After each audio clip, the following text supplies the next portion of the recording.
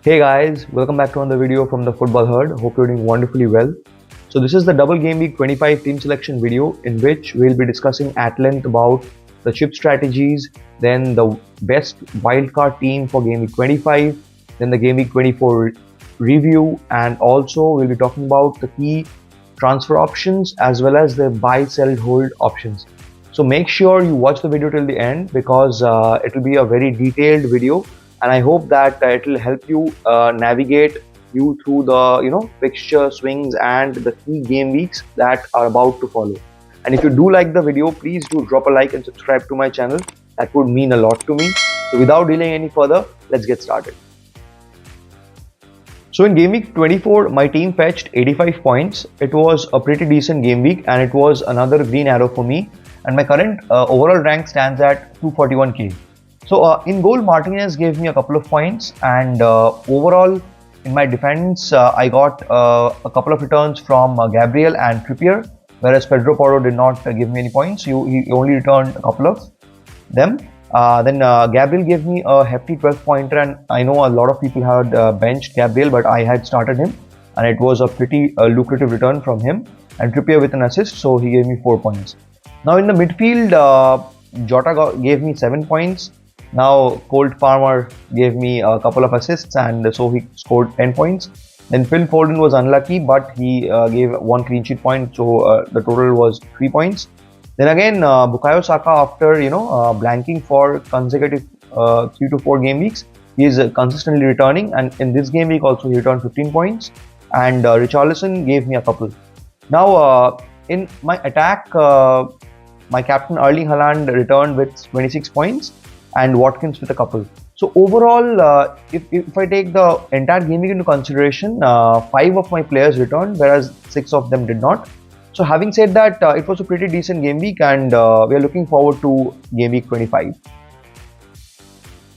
Now I'll be talking about 6 chip strategies which I have formulated to navigate the entirety of the season, right? And I'll talk about the favorite chip strategy at the end of the video, so make sure you watch the video till the end. Now coming to the first chip strategy, which is triple captain 25, wildcard 27, bench boost 28, and free hit 29. Now I'll explain as to why I've opted for that. Now one thing is common in all the 6 chip strategies is that I have kept the triple captain 25 as constant. I'll explain why. Because we have some wonderful triple captain options in game week 25 with amazing fixtures. The first and foremost being no-brainer Erling Haaland, since he has a couple of home fixtures and those are pretty enticing against Everton and Chelsea. Then coming to De Bruyne, Phil Foden, then Darwin Núñez, Mohamed Salah, we have a lot of good triple captaincy options in game week 25. And what that will enable is that in the later point in time, in the big double game weeks of game week 34 or 37 per se, we can use the other chips, right? And in any of the later double game weeks, we do not have this much amount of favorable fixtures, just like Man City have in game week 25, right? So I think it is a pretty no-brainer option to triple captain in 25. Now moving to the next piece, that is wildcard in 27. Now why do we need to wildcard in 27? In this chip strategy, it is a pretty simple strategy as to why to wildcard in 27 is that we want to capitalize completely on the later games that we have, right? Now 29 game week 29 is a huge blank game week, so we will use the free hit there. So we are not planning for 29. What we are doing is we are planning for game week 28, which is a double game week, right? So we'll bring in a lot of players from Bournemouth and the likes of Luton, right, in the wildcard 27, and we'll use this chip. Now coming to the next chip strategy, that is triple captain 25, free hit on 29, wildcard a bit later in game week 30 or 33, and bench boost in 34, right? So what I find this chip strategy a bit better than the first one. Why, I'll tell you. Just because we are not using the wildcard too early, we'll have a lot of information, right? And we can use the wildcard more judiciously. So what will happen is like if we are able to navigate till game week 28 with ease, right, in this strategy, then in game week 29 we are going for the free hit, right? So we can capitalize on the 3 games that are confirmed, and if we are getting any other game, then it's fine, right? But within game week 27 we will be aware of the kind of fixtures that we have in game week 29, right? So what this chip strategy enables us to do is like in wildcard 30 or 33, it enables us to play the bench boost in 34, because we'll for sure have a huge double game week in 34 and also 37. So the wildcard sets your team from game week 30 to the 38, right?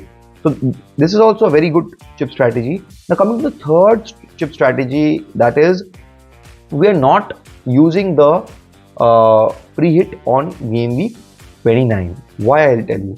Because you might also have this argument that we are only having 3 matches, so there's not that much of an upside, right? Because they're not that much good fixtures to capitalize on this free hit. So if you're able to pitch in at least 8 players, I think it should be an okayish game week. You can save the free hit for a later point in time, for a bigger game week.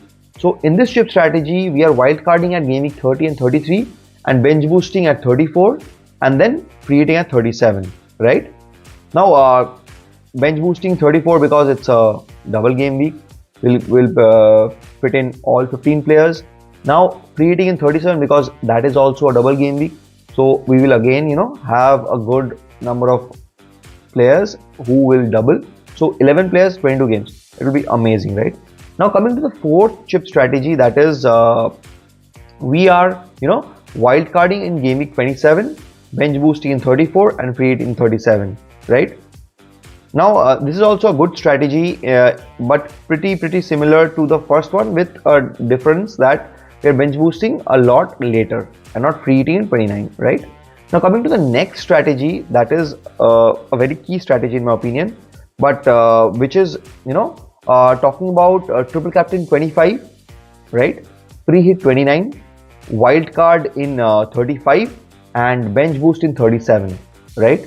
Now this is something that looks pretty promising to me. Why? I'll tell you, right? And this is the favorite strategy of mine. I'll tell you why. Because triple captain 25 is nailed, and we are going with the City boys, either of De Bruyne, Haaland or Foden, right? Now free 29 because we'll capitalize on 11 players and the 3 fixtures that we have clear. Now wildcard 35 is just because after 35, in 36 and 37 we'll be having double game weeks for sure, right? And if I'm not mistaken, the FA Cup fixtures will push the game weeks towards the fag end of it, and game week 36, 37, 38, right? In my opinion, these 3 fixtures, these 3 game weeks, not 38, 36 and 37 will be huge double game weeks, and it will be a very good option to boost your team and your rank, right? So this chip strategy enables you to bench boost in 37 and wildcard in 35 to capitalize on the earlier blank game weeks and also the later double game weeks. And so this is my favorite chip strategy as of now. So make sure you comment your favorite chip strategy, and if you have any questions, do drop them below. Now in this segment, I'll be talking about 3 players which should be bought in this game week, double game week 25. The first being Kevin De Bruyne, right? The second being Darwin Núñez. The third being Diogo Jota, right? I have not put Mohamed Salah in this list because I'm not completely certain as to whether he will be featuring in both the game weeks, both the games in this game week, because he is. We saw him, in the training pictures, and he was training, right? But it could be a make or break situation, and also considering that Liverpool blank in game week 26, right? We do not want to bring in a lot of Liverpool players, and Salah has a lot of value, right? And he's a lot costly, and also 29 is also a blank for Liverpool, so it is not recommended that I'll bring in Salah. But then again, the buying recommendation of Kevin De Bruyne, Núñez and Jota is a no-brainer, because De Bruyne is in blistering form, and triple up of City is a must in my opinion. and the favorite three are Haaland, De Bruyne, and Foden, right? So De Bruyne is a must-buy, in my opinion. Now coming to Darwin Núñez, now Núñez is someone that has, the highest number of chances in the last 4 game weeks, and he is also capitalizing. He's not missing that much amount of chances, and his underlying data is also speaking for himself, right? And Diego Jota is in blistering form, and so is the likes of Diaz. But I'm opted for Jota because he is a tad cheaper, and he is has a higher ceiling, in my opinion. Now coming to the 3 players that I will recommend you to sell. The first being Trent Alexander-Arnold, because he is not fit, and he is also a lot costly, and I will not recommend him to keep in your bench. There are a lot of good options, and since it's a double game week, you should capitalize maximum, and we should not rely on an injured player. So Trent is a sell. Then the second sell player is Jared Bowen, and third is Gordon. Now it's a no-brainer that they are not in that much good shape of a form, and Jared Bowen has not been consistent in the last 2 or 3 game weeks, and we also have a lot of good options to capitalize on. So Bowen is also a sell, and Gordon is a sell because Newcastle have a dry run of fixtures, in my opinion. So if you have Gordon, I think it is a good recommendation to sell, right? And the next segment is the 3 players that you should hold. So the first being Doughty, the second being Palmer, and third being Walker. Now Doughty, because he has a double game week, and it is a pretty tough double game week, I would say. But if you already have Doughty in your team, I would say that it's okay to keep him for the double game week, right? Because he has a lot of attacking potential. I'm not certain about the clean sheet potential because it's a tough run of couple of games. Now Cole Palmer is also someone that is amazing, and if you have the ability to keep him in your bench for game week 26 when Chelsea do not have a fixture, then I think Palmer is also a hold because of the value that he carries. Because I'm sure that you must have bought him a lot cheaper, and his price has risen, so you'll have to buy him in a lot of costly price. So I will not recommend you guys to sell Palmer because his price has risen a lot. It will be much difficult to fit him in your budget, right? Now coming to Kyle Walker, I feel that Walker in game week 25 and 26 will not play entirely because of the UCL games and the fixture congestion. But if you have Walker, I feel that wasting a transfer on a City player who might feature is not something I will recommend, because I feel that he will at least put in at least 130-140 minutes in the 2 games. So it's okay to have Kyle Walker, right? And I know that City haven't been that much consistent in keeping clean sheets, but having said that, you never know. Now the possible transfers that I'm looking to make this game week there are 3 options. The first being that I'll opt for Darwin Núñez instead of Muvama, and I'll go with Harry Maguire instead of Pedro Porro. Why? I'll tell you, because Harry Maguire has a fixture in game week 26, and I want to make the transfers such that in game week 26 I can field 11 players, right? That's why I'm opting for Maguire. And also Darwin Núñez because he has a double game week in game week 25, and I know that he does not have a fixture in game week 26. But having said that, I want to capitalize maximum on this double game week. That's why I've opted for Núñez. Now the second transfer possibility is I'll opt for Darwin Núñez instead of Watkins, and Trent instead of Pedro Porro. Now this is a pretty tricky move, and I'll wait till the deadline. If I have some positive news on Trent Alexander-Arnold, then only I'll make this move. Otherwise, I'll go with the first option. And the third option being that I'll roll the transfer and I'll save it, and I'll utilize a couple of free transfers in game week 26. Now this is how the team is shaping up for double game week 25. In goal, I have Emi Martinez, who faces Fulham away side, right? It will be a pretty decent fixture for Villa, and there is a clean sheet probability in my opinion, and if not, there'll be a lot of safe points, so we should be good, right? And in this game week, I am fielding 3 players at the back. The first being Gabriel, Trippier, and Walker. Now Gabriel has a Burnley away fixture, Now this is a very clean sheet potential fixture in my opinion, because Burnley do not have that much high expected goals, and the underlying data suggests that they are not that much well off and do not have that attacking prowess. And considering that Arsenal are shutting the shop pretty wonderfully at the back, and Gabriel is in blistering attacking form also in set pieces, I think it should be a pretty good fixture for Gabriel. Now coming to Trippier, Trippier has a home fixture against Bournemouth. Now Bournemouth have been lethal up front, but I feel that Trippier, since he has a lot of attacking potential, so it should be a good game week for him. Now coming to the third player, that is Kyle Walker. Kyle Walker has a double game week, and both of them are home fixtures, and I am hoping that he starts in either one of them or both of them, right? Now in my midfield, I have a midfield four of Diego Jota, Phil Foden, Saka and Richarlison. Now only a couple of them have a double game week, like Diego Jota and Phil Foden, whereas Saka and Richarlison does not. And in attack, I have a three-man attack of Haaland, Watkins and Darwin Núñez, right? So it's a pretty heavy attack, and my triple captain will be Erling Haaland, right? And in my bench, I have Harry Maguire, Cole Palmer and Kabore, right? So that completes the entire team, and I have activated the triple captainship on Erling Haaland for this game. Now this is the best wildcard draft in Game Week 25 in my opinion. Now this draft is so well balanced because it will enable you to navigate double Game Week 25 as well as field a lot of players in Game Week 26. With a couple of transfers in Game Week 26, you can field a pretty strong lineup. So coming to the first player, that is Neto in goal, because Bournemouth have a fixture in Game Week 26. And if they also double in Game Week 28, so it's a very good goalkeeping option in my opinion.